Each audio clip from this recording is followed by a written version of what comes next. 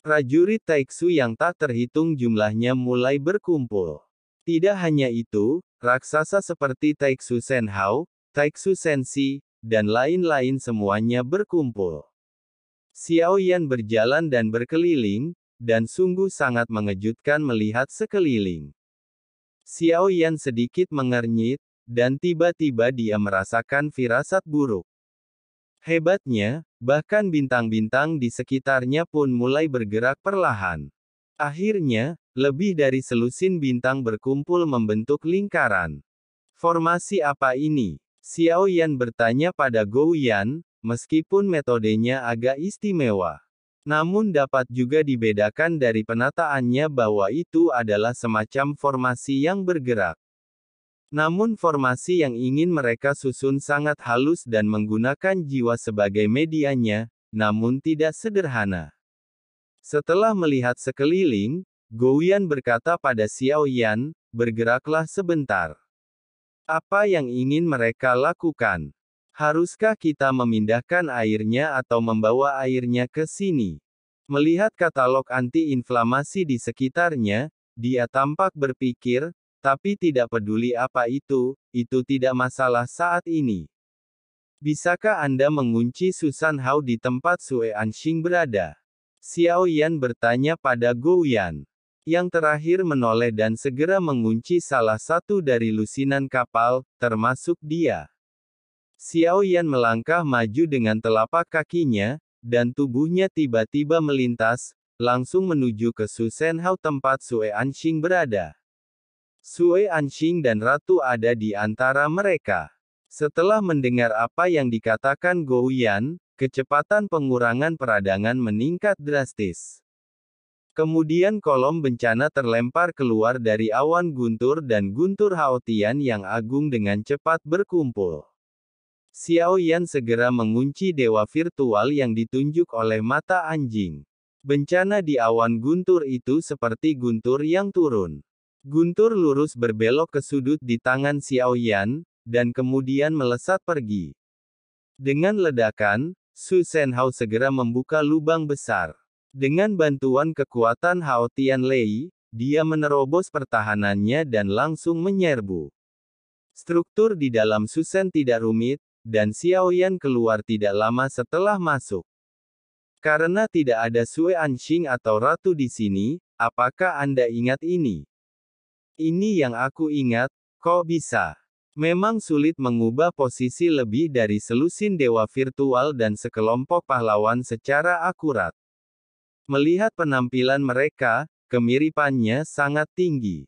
Melihat sekeliling, para dewa virtual terus berkumpul, dan jumlahnya semakin besar. Hampir sulit untuk menemukan mereka. Pada saat ini, di tengah ketiadaan, sosok tabib istana, Ye Beijing dan Su Qian perlahan muncul, dan ekspresi mereka sangat berbeda. Kulit Ye Beijing kemerahan dan berkilau, dan kulitnya semakin bersinar, seolah-olah dia telah diberi nutrisi oleh harta surga dan bumi. Saya sudah bertahun-tahun tidak menoleh ke belakang. Meski rasanya kurang enak, tapi bisa menghilangkan dahaga. Aku berkata, apakah kamu sangat lelah dengan keadaan seperti ini? Sebagai perbandingan, kemerah kulit Ye Beijing, kulit tabib istana Yi Qian sama pucatnya. Seolah-olah semua energi yang telah terkuras habis. Meskipun tidak ada pertempuran, itu tidak lain adalah mengalami pertempuran besar. Su Qiantai tidak bisa berkata-kata. Dia tampak terlalu lemah untuk mengucapkan sepatah kata pun. Mungkin Sue Anxing tidak pernah mengerti mengapa Su Qiantai begitu takut saat melihat Ye Beijing. Jika Anda bisa mengalahkannya, itu saja. Su Qiantai tahu betul bahwa akan lebih baik jika dia tidak melawan. Begitu dia melawan, akan menjadi masalah apakah dia bisa berdiri. Semakin dia menolak, semakin bersemangat dia masih memiliki ingatan yang mendalam tentang hal itu. Mendongak, Ye Beijing melihat sosok Xiao Yan dan langsung tersenyum. Bagaimana? Aku bilang dia adalah raja di sini dan tidak mungkin dia mati. Su Qiantai menampilkan senyum pahit. Lalu, matanya tiba-tiba melebar. Apa yang terjadi di sekitarnya sangat mengejutkannya. Malam di Ye Beijing, saya menyarankan Anda untuk segera membawanya pergi, jika tidak dia akan menjadi Raja Sensi. Ada kemungkinan untuk gagal di sini hari ini. Dia menggunakan jiwanya untuk berkomunikasi dan diam-diam memberitahu Ye Beijing, yang mengangkat matanya dan melihat sekeliling. Bintang-bintang membentuk lingkaran, dan prajurit Taiksu yang tak terhitung jumlahnya membentuk formasi bergerak yang besar dan indah. Su Senhao dan prajurit ilahi Taiksu mengeluarkan energi yang agung dan mulai mengoperasikan formasi yang begitu megah. Ye Beijing melirik ke arah Dr. Su Qian. Melihat kembali perkataannya, jawabannya sangat jelas. Kamu seharusnya tidak memanggil Void Lord lagi, kan?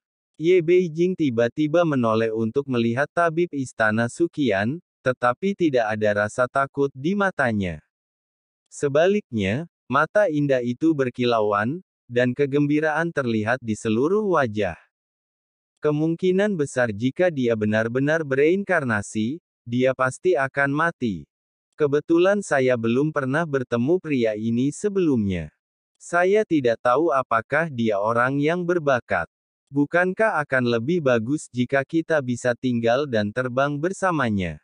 Ya. Beijing bertepuk tangan dengan penuh semangat dan melompat-lompat dengan gembira. Melihat ini Su Qian sepertinya sudah terbiasa, karena dia mengenal Ye Beijing dengan baik, jadi dia tahu apa yang akan dia lakukan dan apa yang dia pikirkan.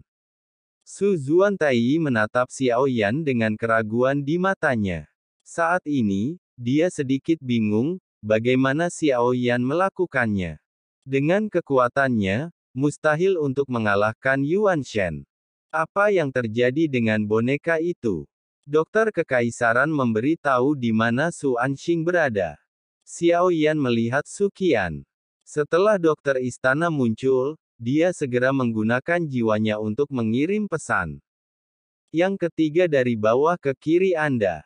Terlalu mudah untuk membuat tanda palsu, jadi dia menjawab pertanyaan Xiao Yan tanpa ragu-ragu.